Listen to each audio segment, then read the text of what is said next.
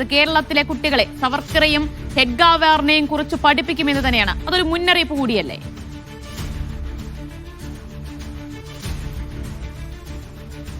തീർച്ചയായും. അതായത് BJP രാഷ്ട്രീയപരമായി ഈ കാര്യത്തെ ഉപയോഗിക്കും എന്ന കാര്യത്തിൽ സംശയമില്ല. അതൊക്കെ CPI ചൂണ്ടിക്കാട്ടുന്നുണ്ട്. പക്ഷേ എത്ര കണ്ട് വിദ്യാഭ്യാസ നയത്തിൽ, അതായത് SCRT പാഠപുസ്തകങ്ങൾ പഠിപ്പിക്കുന്ന ഒരു പാഠ്യപദ്ധതിയിലേക്ക് കേന്ദ്ര സർക്കാരിന്റെ ആശയങ്ങൾ കയറ്റാൻ കഴിയും എന്നത് ഇപ്പോൾ പറയാൻ കഴിയില്ല. കാരണം ഈ നിബന്ധനകൾ പാലിക്കപ്പെടണം എന്ന് നിർബന്ധമില്ല. പാലിക്കപ്പെടാതിരുന്നാൽ അത് കേന്ദ്ര സർക്കാർ റദ്ദ് ചെയ്യാൻ കഴിയുമെന്നുള്ളതാണ്. അതാണ് വിദ്യാഭ്യാസ മന്ത്രി നേരത്തെ തന്നെ വ്യക്തമാക്കിയത്.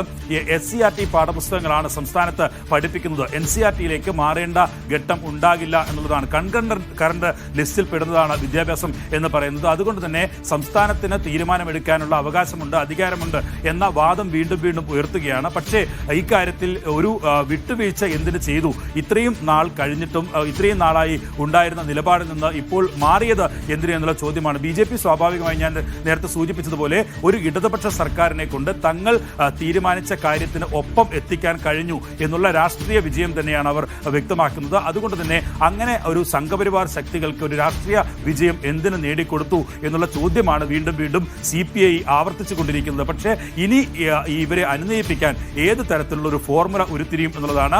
അത് മുഖ്യമന്ത്രിയുടെ കോർട്ടിലാണ്. ഇന്നലെ ചേർന്ന CPM സംസ്ഥാന സെക്രട്ടേറിയറ്റ് യോഗം മുഖ്യമന്ത്രി എത്തിയ ശേഷം ചർച്ച എന്നുള്ള നിലപാടിലേക്ക് എത്തിയിരിക്കുന്നു. ഒപ്പം തന്നെ CPI അതിനുള്ള കാലതാമസം നൽകുകയും ചെയ്തിട്ടുണ്ട്. എന്തായാലും LDF-ൽ നിന്ന് വിട്ടുപോവുകയോ മന്ത്രിസഭയിൽ നിന്ന് മാറി നിൽക്കുകയോ ഒന്നും ചെയ്യുന്ന ഒരു നിലപാടിലേക്ക് നിലവിൽ CPI പോകില്ല എന്ന കാര്യത്തിൽ CPM-ന് ഉറപ്പുണ്ട്. അത്തരം കടുത്ത നിലപാടുകളിലേക്ക് പോകില്ല എന്ന കാര്യത്തിൽ CPM-ന് ഉറപ്പുണ്ട്. അതുകൊണ്ട് തന്നെ ഇക്കാര്യത്തിൽ മുഖ്യമന്ത്രി ചർച്ച നടത്താൻ ഇന്ന് അർദ്ധരാത്രിയോടുകൂടി എത്തുന്ന മുഖ്യമന്ത്രി ഒരുപക്ഷെ നാളെ CPI നേതാക്കളുമായോ അല്ലെങ്കിൽ LDF യോഗം ചേർന്നോ ഒക്കെ ഒരു അനുനയ ശ്രമത്തിലേക്ക് കടക്കും എന്നുള്ളതാണ് പ്രതീക്ഷിക്കുന്നത്. അതുതന്നെയാണ് CPI-യും പ്രതീക്ഷിക്കുന്നത്. ഇനി ഏതെങ്കിലും ഒരു തീരുമാനം വരുമ്പോൾ CPI-യെയോ LDF-നെയോ അറിയിക്കാതെ ഉള്ള ഒരു നീക്കം അത് പാടില്ല എന്ന ഉറപ്പ് മുഖ്യമന്ത്രിയിൽ നിന്ന് ലഭിക്കണം എന്നുള്ളത് തന്നെയാണ്. പല ഘട്ടങ്ങളിലും പല വിഷയത്തിലും CPI ഇത്തരത്തിൽ LDF സർക്കാരിന്റെ നിലപാടുകൾക്ക് വിരുദ്ധമായി, CPM തീരുമാനത്തിന് വിരുദ്ധമായി ഒക്കെ അതിനെ എതിർത്ത് രംഗത്തെത്തിയിട്ടുണ്ട്. പക്ഷേ അവസാന ഘട്ടത്തിൽ മുഖ്യമന്ത്രിയും ഒപ്പം തന്നെ LDF-ഉം CPM നേതാക്കളും ഒക്കെ ഒരു അനുനയനം നടത്തുമ്പോൾ ആ അനുനയത്തിന് ഒപ്പം നിൽക്കുന്ന ഒരു നിലപാട് CPI സ്വീകരിച്ചിട്ടുണ്ട്. പിന്നോട്ട് ഉണ്ടാവില്ല. കാരണം ദേശീയ നേതൃത്വം, CPM ദേശീയ നേതൃത്വം അടക്കം ഈ പദ്ധതിയിൽ ഒപ്പുവെച്ചതിനെ ന്യായീകരിക്കുന്നത് നമ്മൾ കണ്ടു. MA ബേബി അങ്ങനെയാണ് ഇപ്പോൾ അല്പസമയം മുമ്പ് ഡൽഹിയിൽ പ്രതികരിക്കുകയും ചെയ്തത്. അപ്പോൾ മുഖ്യമന്ത്രി എത്തിക്കഴിഞ്ഞാൽ മുഖ്യമന്ത്രിയുമായുള്ള കൂടിക്കാഴ്ചയിൽ CPI എന്താണ് പ്രതീക്ഷിക്കുന്നത്?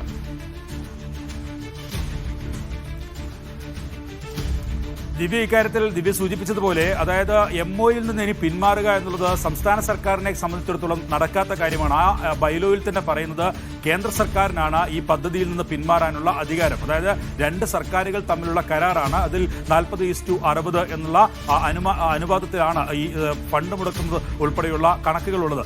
ഇതിൽ വ്യക്തമാക്കുന്നത് കേന്ദ്ര സർക്കാരിന് 30 ദിവസം മുമ്പ് നോട്ടീസ് നൽകി ഏതെങ്കിലും തരത്തിലുള്ള വയലേഷൻ ഉണ്ടായാൽ, അതായത് ഈ ബൈലോയിൽ പറയുന്ന കാര്യങ്ങളുടെ വയലേഷൻ ഉണ്ടായാൽ കേന്ദ്ര സർക്കാരിന് 30 ദിവസം മുമ്പ് നോട്ടീസ് നൽകി ഈ പദ്ധതിയിൽ നിന്ന് പിന്മാറാം എന്നുള്ളതാണ്. അങ്ങനെ മാത്രമേ ഇനി ഒരു പിന്മാറ്റം സാധ്യമാകൂ എന്നുള്ളത് ഉറപ്പാണ്. അതുകൊണ്ട് തന്നെ CPI ഈ നയം മാറ്റം ഉണ്ടായിട്ടില്ല.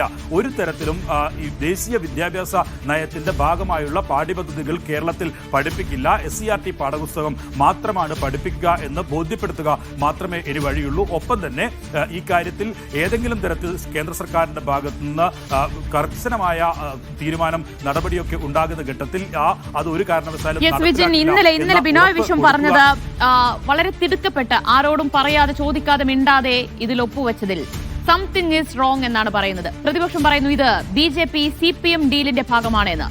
അങ്ങനെ ഒരു സംശയം അത് CPI-ക്കുള്ളിലും ശക്തമായി നിലനിൽക്കുന്നുണ്ടോ?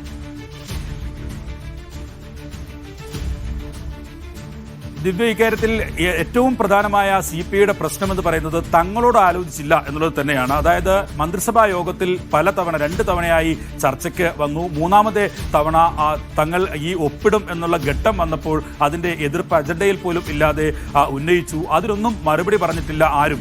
CPI സംസ്ഥാന സെക്രട്ടറി ബിനോയ് വിശ്വവുമായി പോലും ഒരു ആശയവിനിമയം നടത്തിയിട്ടില്ല.